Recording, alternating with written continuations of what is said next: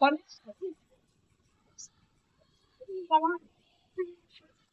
ऐसे भगवान जी के कुछ बंद है नहीं ये वाला बनल रहता है, इसको ऐसे बनल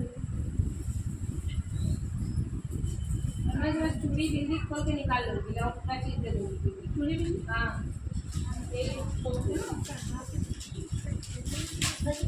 वो लाल टेप लगाया, आगे आगे आगे लाल टेप लगाया।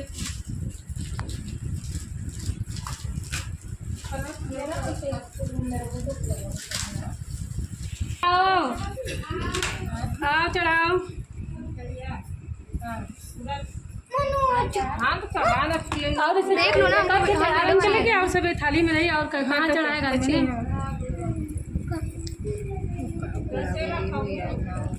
नीचे में रखता है एक ना व्हाइट वाला डिब्बा में तो उठा लेगा नीचे रखिए। अलवा में इसको भगवान जी को फोटो बना ये है पूजा वाला लेके आओ चलो चलो सीधा चलो। और सब इसी पास में रख दो, मेन माला वाला ये जो फोटो उठावे ना मार ना उठो चढ़ा दियो थोड़ा थोड़ा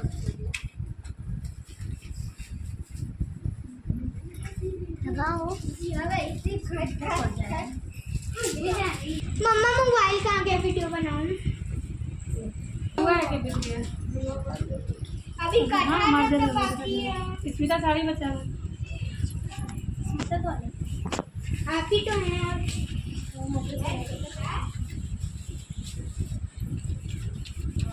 अब कहेंगे वो ग्रीन साड़ी वाली ना दुपट्टा से खाली स्मिता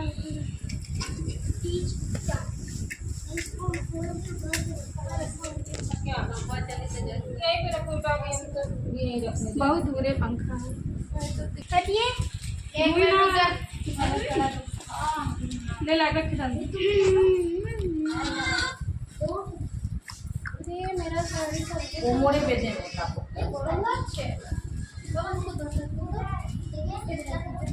हटे सुध में कर दीजिए। पहले मुझे कर लेने दीजिए। क्या करना है तो बताओ लेने दो वीडियो कर पाओगे करना भूल जाओ इधर आ तो बना। जब आटा लगा तो इससे तो ऊपर 5 फीलिंग अरे सामने का गौड़ों में ब्रह्मा देवताओं में विष्णु भगवान नदियों में गंगा पुराणों में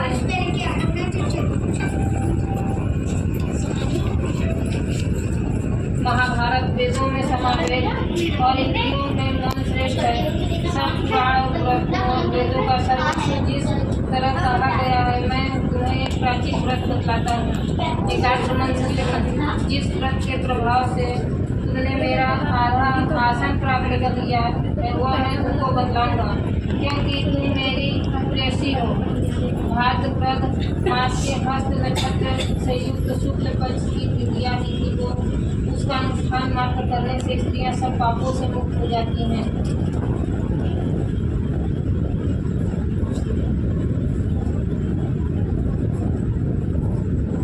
पहले हिमालय पर्वत पर इस व्रत को किया था। यह वृतांत मैं तुमसे कहूँगा। पार्वती जी ने उत्तर की ओर एक बड़ा रमणीक पर्वतों में श्रेष्ठ हिमवान नामक पर्वत है। उसके आसपास तरह तरह की भूमियाँ हैं, तरह तरह के वृक्ष ऊपर लगे हुए हैं।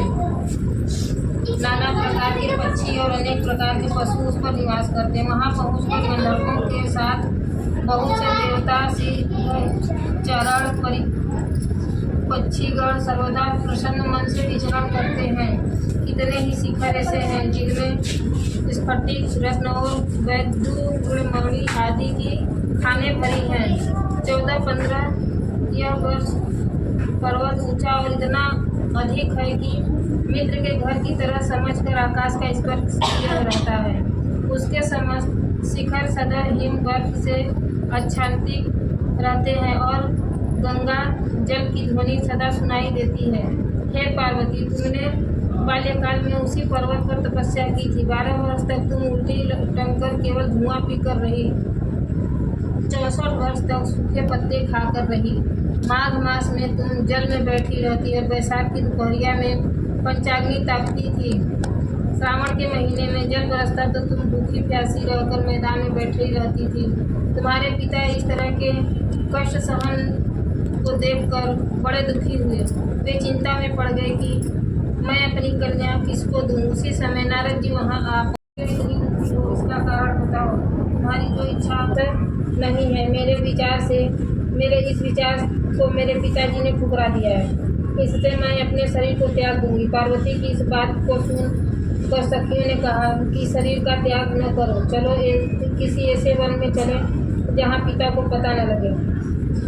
ऐसी सलाह कर तुम वैसे वन में जा पहुंची। उधर तुम्हारे पिता घर घर तुम्हें खोजने लगे। दूतों द्वारा भी खबर लेने लगे कि कौन देवता या किन्नर मेरी पुत्री को हर ले गया। उन्होंने मन ही मन कहा, मैं नारद जी के आगे प्रतिज्ञा कर चुका हूँ कि अपनी पुत्री भगवान विष्णु को दूंगा। ऐसा सोचते सोचते हिमवान मूर्छित हो गए। गिरिराज ने मूर्छित देखकर सब लोग हाहाकार करते दौड़ पड़े। जब होश हुआ तब सब पूछने लगे कि गिरिराज, आप अपनी मूर्छा का कारण बताइए। हिमवान ने कहा, आप लोग मेरे दुख का कारण सुने। न मालूम कौन मेरी कन्या को हर ले गया है। ऐसा नहीं हुआ तो उसे किसी काले सांप ने काट लिया या सिंह खा गए होंगे। हाय हाय, मेरी बेटी कहाँ गई? किसी दुष्ट ने मेरी पुत्री को मार डाला। ऐसा कहा हुए वायु के झोंके से कांपते हुए वृक्ष के समान कांपने लगे। इसके बाद हिमवान तुम्हें वन खोजने लगे। वह वन भी सिंह, भालू, हिंसक जंतुओं से बड़ा भयानक हो रहा था। तुम भी अपनी सखियों के साथ उस भयानक वन में चलती चलती एक ऐसे जगह जा पहुंची जहां एक नदी बह रही थी। उसके रमणीय तट पर एक बड़ी सी कंदरा थी। तुमने उसी कंदरा में आश्रम बना लिया और मेरी एक बालुकामयी प्रतिमा बनाकर अपनी सखियों के साथ निराहार रहकर मेरी आराधना करने लगी। जब भाद्रपद शुक्ल पक्ष की हस्तयुक्त तृतीया तिथि प्राप्त हुई तब तुमने मेरा विधिवत पूजन किया और रात भर जागकर गीत वाद्यादि से मुझे प्रसन्न करने में बिताया। मैं तत्काल उस स्थान पर जा पहुंचा जहां तुम अपनी सखियों के साथ रहती थी। वहां पहुंचकर मैंने तुमसे कहा कि मैं तुम पर प्रसन्न हूँ। बोलो, क्या चाहती हो? तुमने कहा, मेरे देवता, यदि आप मेरे ऊपर प्रसन्न हैं तो मेरे पति बने। सखियों के साथ उस महाव्रत का पारण किया। हिमवान भी तब तक उस वन में तुम्हें खोजते हुए जा पहुँचे। चारों दिशाओं में तुम्हारी खोज करते करते वे व्याकुल होती। मैं तुम्हारी इच्छा के विरुद्ध कुछ न करूँगा। तुम्हें अपने साथ ले घर आए और मेरे साथ तुम्हारा विवाह कर दी। इसी से तुमने मेरा आधासन पाया है।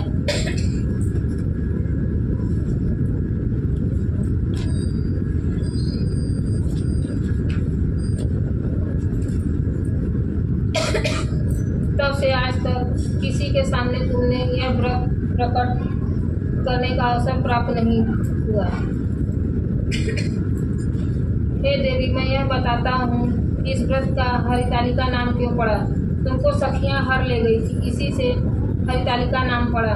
पार्वती जी ने कहा, हे प्रभु, आपने नाम तो बताया, अब विधि भी बताएं। इसका क्या पुण्य है, क्या फल है, यह व्रत कौन करे? शिव जी पार्वती से कहते हैं, हे देवी, मैं स्त्री जाति की भलाई के लिए यह उत्तम व्रत बतलाया हूँ। जो स्त्री अपने सौभाग्य की रक्षा करना चाहती है वो यत्न पूर्वक इस व्रत को करे। पहले केले के खंभे आदि से सुशोभित एक सुंदर मंडप बनाए। उसमें रंग बिरंगे रेशमी कपड़ों से चंदवा लगाकर चंदन आदि सुगंधित दीपों से वह मंडप लिपवाए। फिर शंख, मेरी मृदंग आदि बजाते हुए बहुत से लोग एकत्रित होकर तरह तरह के मंडलाचार करते हुए उस मंडप में पार्वती जी तथा शिव जी की प्रतिमा स्थापित करें। उस रोज दिन भर उपवास कर बहुत से सुगंधित फूल, गंध और मनोहर धूप, नाना प्रकार के नैवेद्य आदि एकत्र कर मेरी पूजा करें और रात भर जागरण करें। ऊपर जो वस्तुएं गिनाई गई हैं उनके अतिरिक्त नारियल, सुपारी, जमीरी, नींबू, लौंग, अनार, नारंगी आदि जो जो फल प्राप्त